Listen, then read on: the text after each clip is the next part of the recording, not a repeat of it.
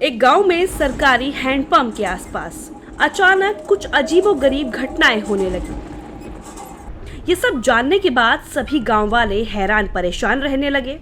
अरे दीदी, क्या आपने सुना है कि कल रात हैंडपंप अपने आप चल रहा था? दीदी, आपको क्या लगता है रात के 12 बजे कौन हैंडपंप चला रहा होगा?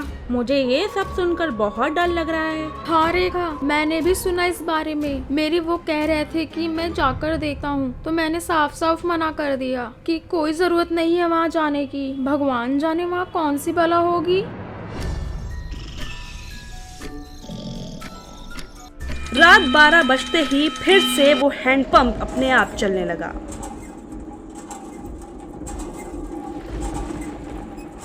सभी गांव वाले हैंडपंप चलने की आवाज सुन रहे थे, लेकिन किसी की हिम्मत नहीं हुई बाहर जाकर देखने की। फिर सुबह होने पर, अरे टीना दीदी, चलो हैंडपंप से पानी भर लाते हैं। मुझे अकेले जाने में डर लग रहा है। फिर वो दोनों साथ जाती हैं और वहां पहुंचकर उनकी आंखें फटी की फटी रह जाती हैं। वहां उन्हें किसी के उल्टे पैरों के निशान दिखते हैं, जो किसी इंसानी पैर से 2 गुने साइज के होते हैं। ये देखो रेखा, मैंने कहा था ना कि कोई गड़बड़ जरूर है यहाँ, लेकिन कोई मेरी बात सुन ही नहीं रहा था। भला किस इंसान के पैर इतने बड़े होते हैं? तभी वहाँ पर शिल्पा आ जाती है। अरे दीदी, क्या हुआ? आप लोग इतने डरे हुए क्यों हो? ये देखो बहन, इतने बड़े पैर। लगता है कोई शैतान इस हैंडपंप पर आया था। कम ऑन दीदी, कोई आपके साथ मजाक कर रहा होगा। हमारे शहर में तो ये आम बात है। अरे शिल्पा बहन, आप शहर से आई हो, इसलिए आपको ये सब समझ नहीं आएगा। फिर रात होने पर वो हैंडपंप अपने आप चलने लगता है। मॉम, मैं जा रही हूँ हैंडपंप के पास। मैं अब भी सबक सिखा के आती हूँ इस शैतान को। फिर जैसे ही शिल्पा हैंडपंप के पास पहुंचती है, वो जो मंजर देखती है उसे देखकर शिल्पा के पैरों तले जमीन खिसक जाती है। वहाँ उल्टे पैरों वाली चुड़ैल खुद हैंडपंप चला रही थी। ये सब देखकर शिल्पा के पसीने छूट जाते हैं। आ गई तुम, बहुत इंतजार कराया तुम गांव वालों ने। मुझे खून की प्यास लगी है। मुझे 2 दिन से किसी का खून पीने को नहीं मिला। मेरा तो सिर ही दर्द हो गया ये पुराना हैंडपंप चला चला कर। इतने दिनों बाद एक शिकार हाथ आया है। अब बहुत मजा आएगा तेरा खून पीने में। शिल्पा हाथ जोड़कर जमीन पर बैठ जाती है और वो कहती है, चुड़ैल जी, आई एम सो सॉरी।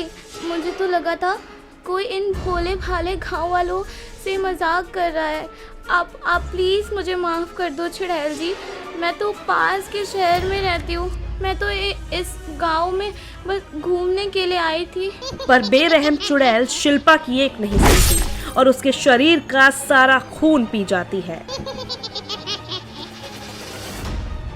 फिर सुबह होने पर, अरे टीना बहन, देखो तो जरा, यहाँ पे खून भी पड़ा है। लगता है कोई ना कोई अनहोनी जरूर हुई है यहाँ पर। तभी वहाँ पर शिल्पा की माँ आ जाती है। कल रात से मेरी शिल्पा घर नहीं आई। कल रात को वो इस हैंडपंप पर आई थी। अरे ये खून कैसा पड़ा है? कहीं मेरी शिल्पा का तो नहीं है? अरे चाची, हमने तो कल ही उसे कहा था कि ज्यादा अंग्रेजी लेक्चर मत झाड़ो। ये गांव है, तुम्हारा शहर नहीं। मुझे तो लगता है जरूर उसके साथ कुछ ना कुछ गलत हुआ है। थोड़ी देर में झाड़ियों में उन्हें शिल्पा की कटी हुई लाश मिलती है। ये बात पूरे गांव में आग की तरह फैल जाती है, जिसके बाद सभी गांव वाले फैसला करते हैं कि अब इस हैंडपंप पर कोई भी नहीं आएगा। फिर जैसे ही दोबारा रात होती है, वो चुड़ैल फिर से हैंडपंप को चलाने लगती है, पर कोई भी बाहर नहीं आता। मुझे तो लगता है गांव वाले बहुत चालाक बन रहे हैं। इन गांव वालों को किसी और तरीके से बुलाना होगा, वरना मैं तो खून की प्यास में मर जाऊंगी। मुझे कोई तो तरकीब लगानी होगी। उसके बाद उल्टे पैरों वाली चुड़ैल शिल्पा के घर के पास पहुंच जाती है। घर पहुंचकर चुड़ैल शिल्पा की आवाज में उसकी माँ को बुलाती है। मम्मी मम्मी दरवाज़ा खोलो, मैं बाहर खड़ी हूँ मम्मी, बाहर खड़ी हूँ मम्मी, दरवाज़ा खोलो। शिल्पा, ये तुम्हें क्या हुआ है? तुम इतनी डरावनी क्यों दिख रही हो? मैं कोई शिल्पा नहीं हूँ पागल औरत। तेरी बेटी को तो मैंने बहुत पहले मार दिया था। अब तू मेरे खून की प्यास बुझाएगी बुढ़िया। चुड़ैल अचानक से हवा में उड़ जाती है। ये देखकर शिल्पा की माँ डर जाती है। इसके बाद चुड़ैल शिल्पा की माँ का सारा खून पी लेती है। अगली सुबह होने पर जब गांव वाले शिल्पा की माँ की लाश देखते हैं तो गांव में डर का माहौल बन जाता है। किसी को ये बात समझ नहीं आती कि आखिर ये सब कौन कर रहा है। अजी सुनते हो, वो जो शहर से माँ बेटी आई थी ना, उन्हें मारकर उनके शरीर का सारा खून किसी ने पी लिया है। लगता है इस गांव पर किसी भूत प्रेत आत्मा का साया है। आप घर से बाहर मत जाओ, कहीं वो प्रेत आत्मा आपको भी नुकसान ना पहुंचा दे। अरे तुम चिंता मत करो, मुझे कुछ नहीं होगा। मैं जा रहा हूँ उस हेडपंप के पास कैमरा लगाने, ताकि हमें पता चल सके कि आखिर मामला क्या है। रेखा का पति गांव में हर जगह कैमरे लगा देता है। फिर अगली रात वो चुड़ैल फिर से वापस आती है। चुड़ैल काफी देर तक हैंडपंप चलाती है, लेकिन कोई गांव वाला बाहर नहीं आता। जब काफी देर तक कोई बाहर नहीं आता तो वो चुड़ैल एक तरकीब लगाती है। उल्टे पैर वाली चुड़ैल शिल्पा और उसकी माँ की आवाज निकालती है।